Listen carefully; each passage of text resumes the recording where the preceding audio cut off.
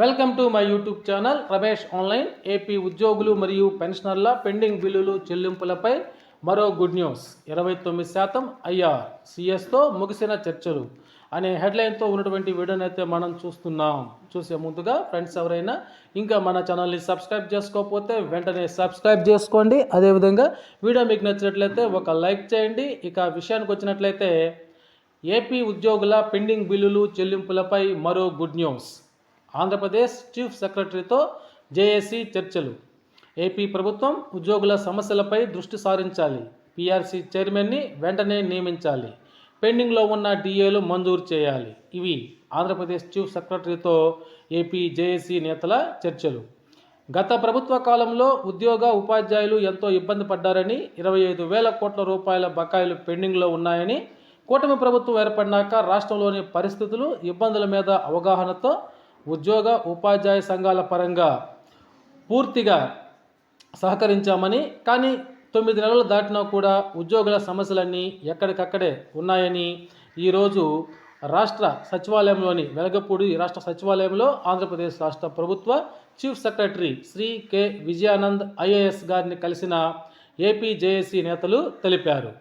17వ తారీఖు ఈ నెల 17వ తారీఖున ఏపీ జేఏసీ సమావేశంలో తీసుకున్న నిర్ణయాలను, రాష్ట్ర వ్యాప్తంగా ఉద్యోగులు, ఉపాధ్యాయులు, పెన్షనర్స్ ఎదుర్కొంటున్న ఇబ్బందులను జేఏసీ ముఖ్య నేతలంతా కలిసి చీఫ్ సెక్రటరీ గారికి రిప్రజెంటేషన్ ఇచ్చారు. కూటమి ప్రభుత్వం ఏర్పడినాక ఒక జాయింట్ స్టాఫ్ కౌన్సిల్ మీటింగ్ కూడా జరపలేదని, జాయింట్ స్టాఫ్ కౌన్సిల్ మీటింగ్ జరిపి ఉద్యోగ, ఉపాధ్యాయ, పెన్షనర్ల సమస్యల మీద చర్చించాలని కోరారు.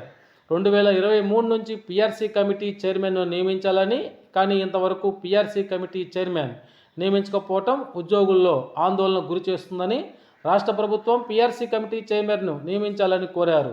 29% ఇంటీరియం రిలీఫ్ మధ్యంతర భృతి ఐఆర్ మంజూరు చేయాలని కోరారు. అదేవిధంగా ఉద్యోగులకు సంబంధించిన జీపీఎఫ్, ఏపీజెల్ఐ మరియు సరెండర్ లీవ్ బకాయిలు ఇంతవరకు చెల్లించడం లేదని, ఉద్యోగులు దాచుకున్న డబ్బులు కూడా కనీస చెల్లింపులు లేకపోతే ఉద్యోగులు, ఉపాధ్యాయులు తీవ్ర ఆర్థిక ఇబ్బందులు ఎదుర్కొంటున్న విషయాన్ని చీఫ్ సెక్రటరీ దృష్టికి తీసుకొచ్చారు. కూటమి ప్రభుత్వం ఏర్పడినాక కూడా రాష్ట్ర ప్రభుత్వానికి జీపీఎఫ్, ఏపీజేల రూపంలో 2,000 కోట్ల రూపాయల దాకా చెల్లింపులు ఉద్యోగులు తమ ఖాతాకు చేశారని, కనీసం వాటిని కూడా ప్రభుత్వం రిలీజ్ చేయటం లేదు అన్న విషయాన్ని వారు తెలిపారు. ఇక అధిక ధరలు పెరిగిన నేపథ్యంలో రాష్ట్ర ప్రభుత్వ ఉద్యోగులకు రావాల్సిన 3 డిఏల మీద ప్రభుత్వం త్వరలోనే నిర్ణయం తీసుకోవాలని కోరారు.